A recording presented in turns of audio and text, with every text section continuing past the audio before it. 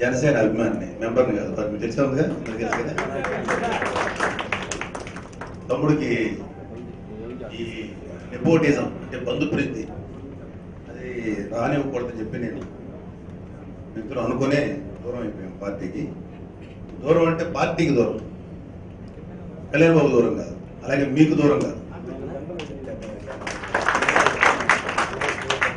నాకు ఒక బలం బలైనది ఏంటంటే మా అన్నయ్యని మా తమ్ముడిని ప్రేమించేవాడిని నాకు అలవాటు.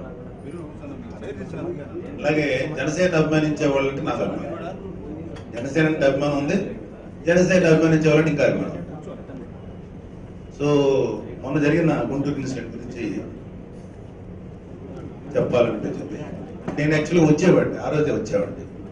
అంటే ఇక్కడ కరోనా అరెస్ట్ చేశారు చంద్రశేఖర్ గారు, మన ఇక్కడ కంటెస్టింగ్ ఎమ్మెల్యే, ఆయన మిగతా ఫ్యాన్స్ దాదాపు ఒక 400-500 మంది, ఒక 1000 మంది దాకా వెళ్ళి అల్లరి చేశారు, బాగా గట్టిగా ఫైట్ చేశారు.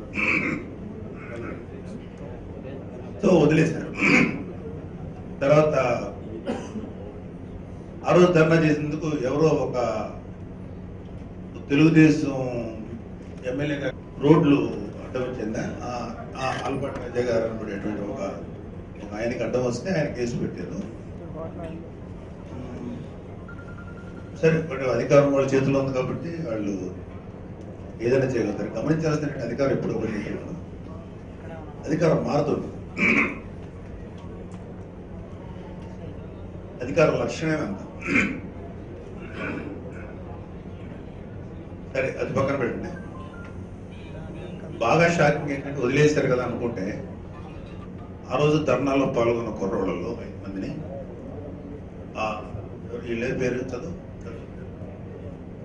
చదువుకున్న వాళ్ళు, ఒకళ్ళేమో డెంటిస్టు, వీళ్ళు బాగా చదువుకున్న విద్యావంతులైన కుర్రాళ్ళు, వీళ్ళు విగ్రహాలు ఏవో పగలగొట్టారు. సరే, అనుమానం మీద క్వశ్చన్ చేయడం కూడా తప్పలేదు, ఎందుకంటే మనం ఎప్పుడు కూడా లా అబైడింగ్ సిటిజన్స్, చట్టాన్ని న్యాయాన్ని రాజ్యాంగాన్ని గౌరవించేవాడు.